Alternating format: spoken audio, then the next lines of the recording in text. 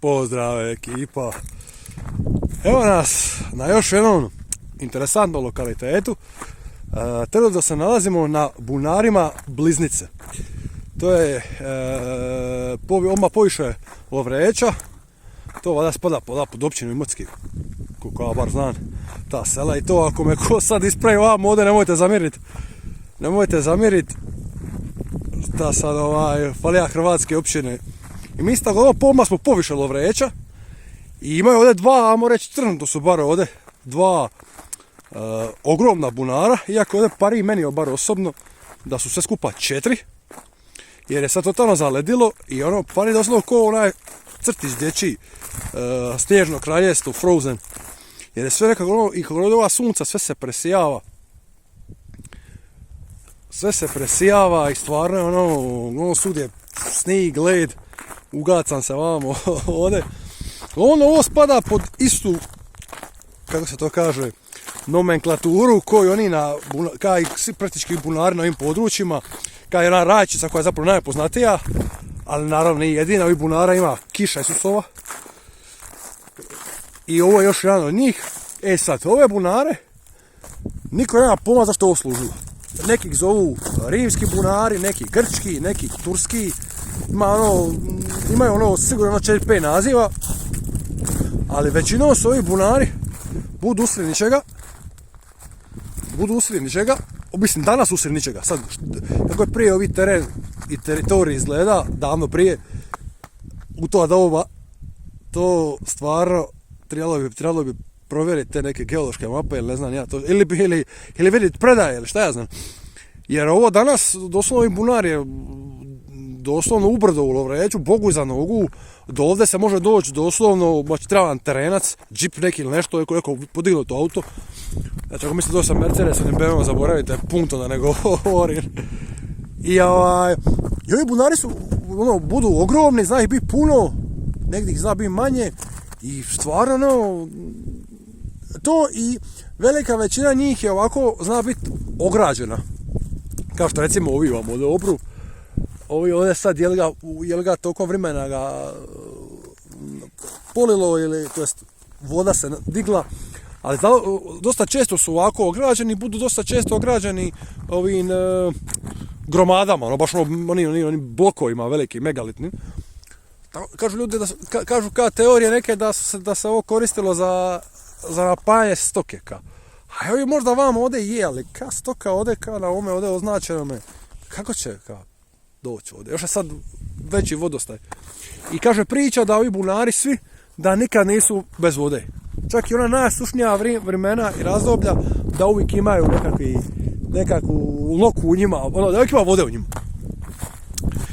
I sad ovi bunari se generalno uklapaju u taj neki, to jest ne uklapaju nego se sklapaju u taj narativ da su povezani sa ovim, povezani su sa stecima, sa ovim megalitnim gradinama, rotnim ovim gomilama, kamenim stolicama, kamenim kuglama i stvarno ovakvih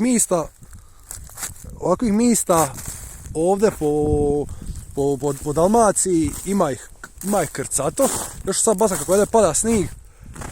I naravno ne samo Dalmaciji, kako je pada snijeg i kako je zaledilo, stabla su sve zaležnjima ovoga inja krsato i doslovno pari ko bajka nekakva.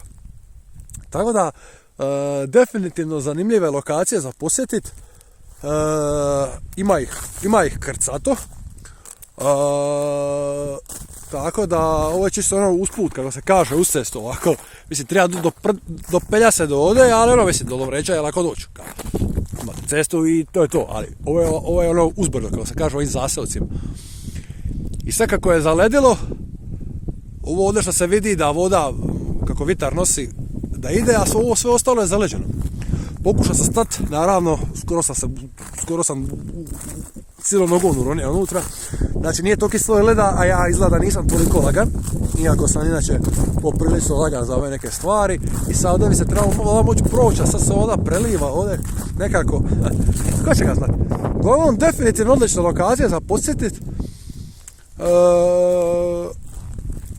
i baš ono ambijente poklopija se, da je sve ono doslovno ovo pod ledom, ali ne ono pod ledom ono tipa Sibir ili tipa ne znam Aljaska led, nego ono kako je tamo zaledilo doslovno sva stabla, kako se to može vidjeti, izgleda doslovno kao ono u bajkama. Tada svi koji su čitali bajke ili gledali bajke na televiziji, Disney i to, stvarno izgleda to, a sad ću pokušat popet se ovdje malo gori uzbrdo, da će se bolje vidjeti od gori sa malo sa uzvisjene, jer stvarno je ono pogled je stvarno magičan, bajkovit. I eto, ovo ćemo staviti u još jedan folder ovih ilirsko kontinuiranih objekata i dijelova naše povijesti i naše kontinuiteta. Evo, da se puno bolje vidi.